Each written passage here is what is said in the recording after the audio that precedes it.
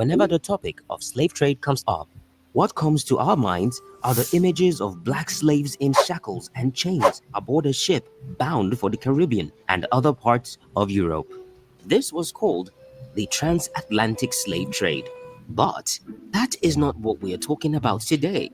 In this episode, we take a look at the enslavement that was responsible for over 20 million Africans across the Sahara to Egypt, Syria, and other parts of the Middle East. The Trans-Saharan Slave Trade.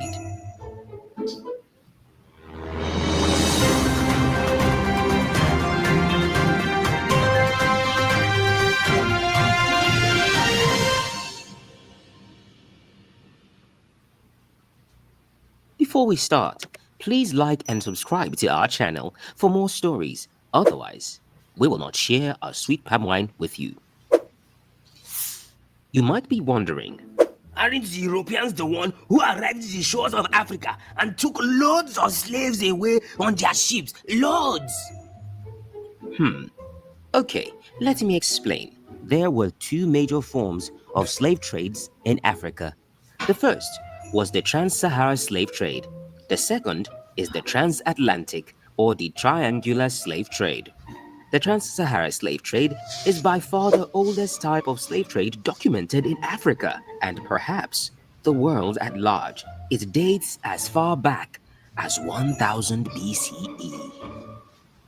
Although the desert was so large that it was referred to as the Sea of Sands by early Roman and Jewish historians, trade routes were already established.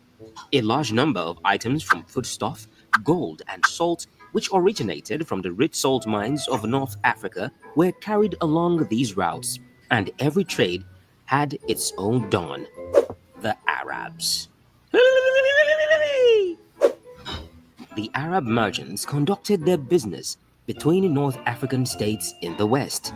In return, they brought in weapons, fabrics, and other precious items to sell to the North Africans, even down towards the west. West Africans, how far? The lucrative business meant prosperity for everyone, which led to the need for cheaper manpower that will later be found in slaves. Ooh. The continuous movement of slaves across the Sahara came to be known as the Trans-Saharan Slave Trade, and this was later to be monopolized for hundreds of years, even up to the 19th century.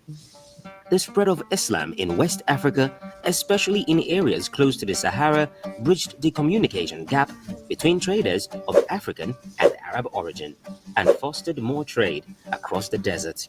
While it was estimated that the transatlantic slave trade, which occurred in the later years, led to the forced exodus of over 18 million Africans, the exact number of Africans traded across the Sahara is unknown.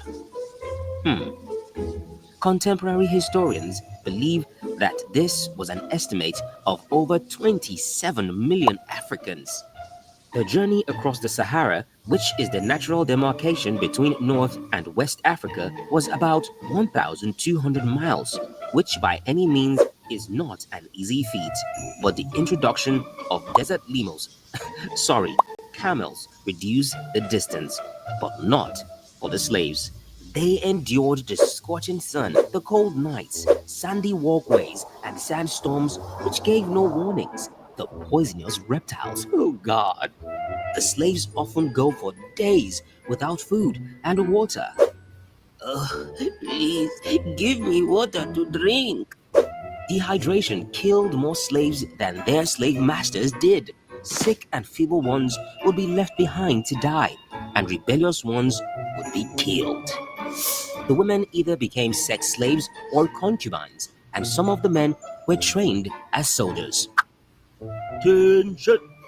Whatever the case, they all had a common destiny: to be sold as slaves to the highest bidder once the desert has been crossed.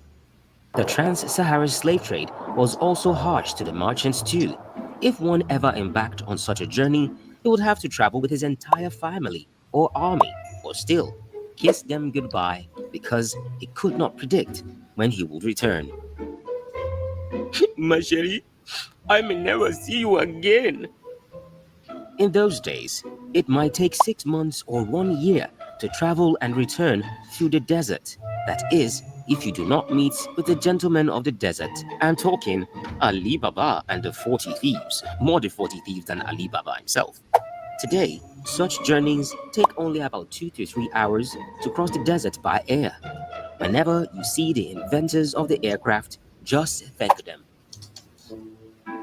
As the trade continued deep into West Africa, weaker states were raided. The slaves will work in gold mines and carried it off for long distances.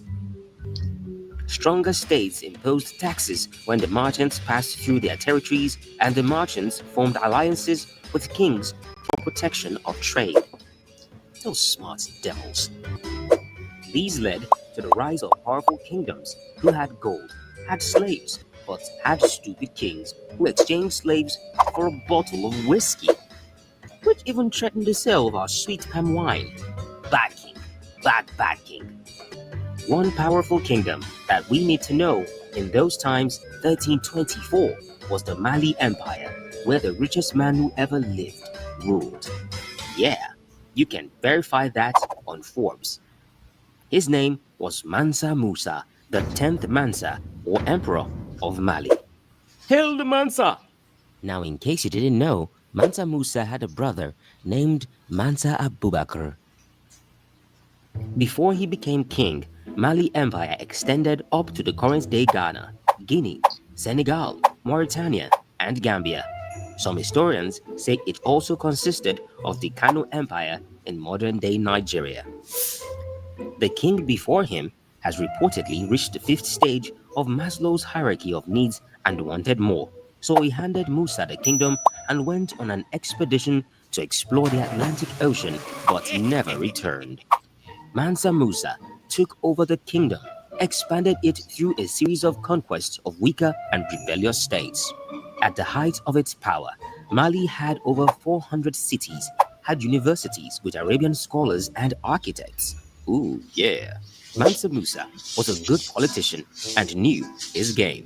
He was so rich in gold that on his pilgrimage to Mecca, he went with 60,000 men, all wearing expensive Persian silks and brocades. 12,000 slaves. Did I say slaves? Yes, slaves that helped to carry luggage of gold across the Sahara with him.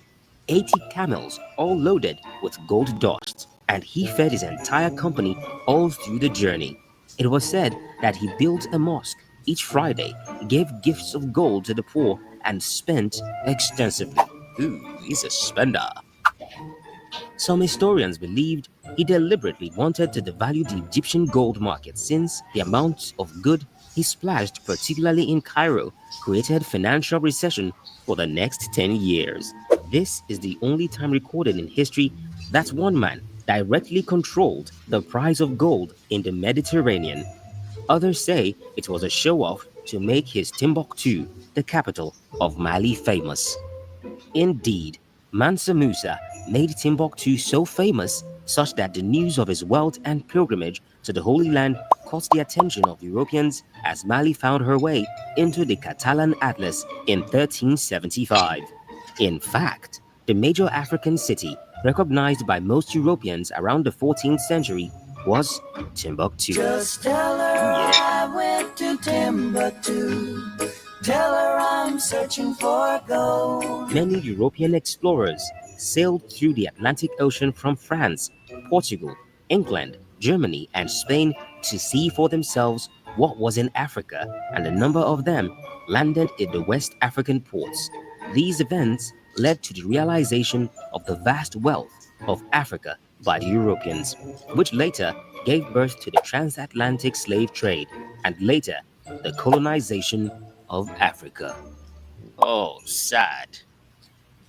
We, the native historians, recognize the legends of early European explorers, the agony of transatlantic slave trade and its abolition, the Harlem shipwreck, and African myths that favored colonization. Stay with us as we explore these four-part episodes in our next season